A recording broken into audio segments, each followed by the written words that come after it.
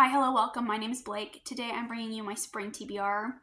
These are not set in stone because I am a big mood reader, but I do have some books that I kind of am in the mood for right now. I was perusing my shelves and I saw these, so I will go through the books on my physical TBR first, and then I'll go through my library holds and my pre-orders after.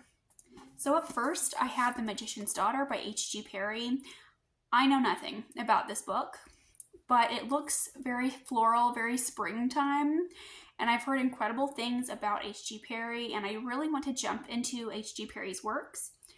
And I don't know, this book keeps looking at me on my shelf. I keep seeing it, and I really want to read it. I also have Wild Reverence by Rebecca Ross. And I really enjoyed Divine Rival by this author. I thought the sequel was just okay, but I have heard really great things about this one.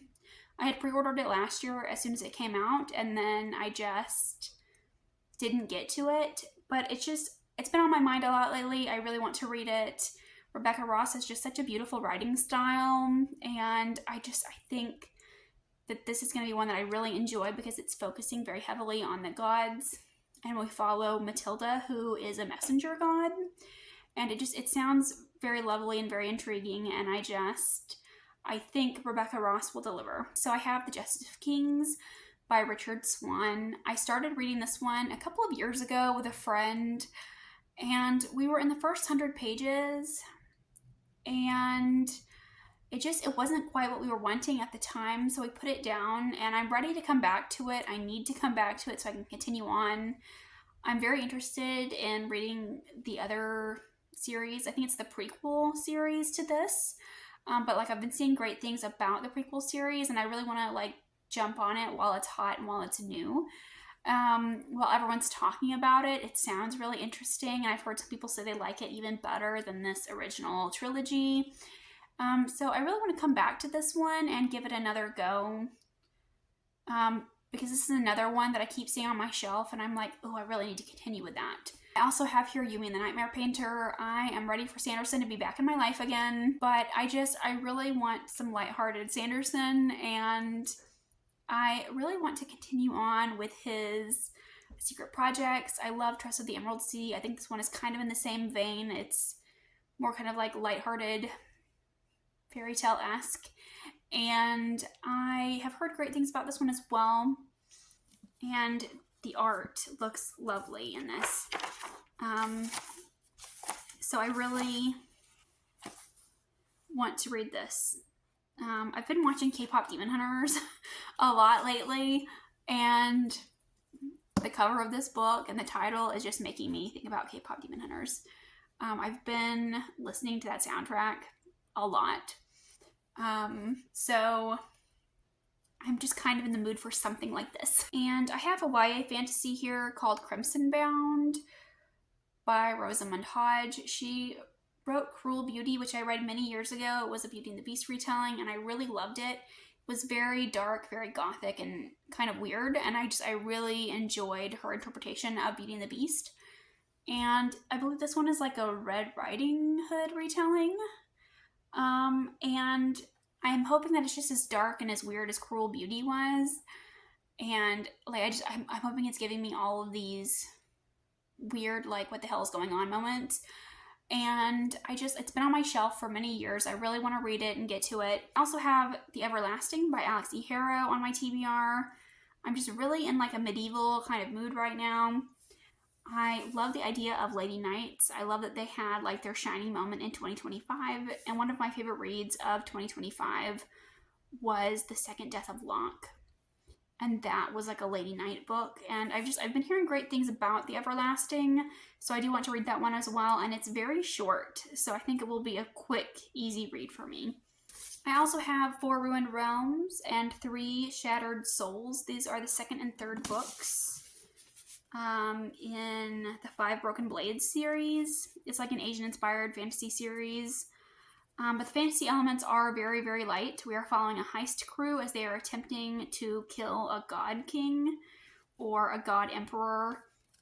And I read book 1 in one sitting, and I want to continue on and read the second and third books while they're on my mind. And I'm really trying to get down some of my series. I did a series count, and I'm in the middle of a lot of series. So I really want to finish these quickly because book 1 was a really quick read for me, and I do want to continue these.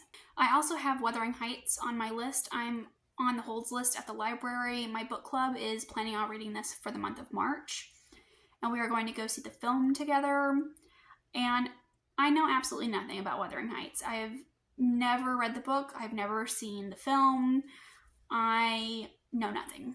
And I'm not a fan of classics, so I'm very, very nervous about this one. This isn't in our usual vein for what we read in the book club. So I feel nervous. I also have Operation Bounce House on my holds list. That's Matt Dinniman's newest work. It is not part of the Dungeon Crawler Carl series, which I do really want to read Dungeon Crawler Carl, but I saw Operation Bounce House and the wait list was pretty short, actually. I pre-ordered Red Winter, fantasy horror novel, and we follow a werewolf and a count. I think he's hunting this werewolf or something. I am very vague on the details, but I know that T. Kingfisher blurbed it, and that really caught my attention. I also have that book about the mystical cats, or the magical cats, by Heather Fawcett. I really loved her Emily Wilde series. I can never remember the name of this book, but it's about the cats, the cat rescue. And I pre-ordered that one. I think it's coming this week. And as soon as I get it, I'm going to start it. I love cats. I have 4 rescue cats of my own. I've been rescuing dogs and cats all my life. So whenever this book was announced, I felt like it was going to be one for me. I am a little nervous about this one. I don't normally like cozy fantasy or what people define as cozy fantasy. Emily Wilde is what I would classify as cozy, but it does have a plot and it does have stakes. And I'm hoping that this one will also have a good plot and good stakes. That we will have something that we're working towards, and that it will be more than just a slice of life story. I think that's everything that I have on my list that I want to read this spring. Of course, I'm sure that my plans will change as a new mood strikes me whenever. But please let me know if you have read any of these. Let me know what you're planning on reading this spring. Let me know what you're highly anticipating. I would love to know. Thank you so much for watching, and I'll see you again with another video soon. Bye!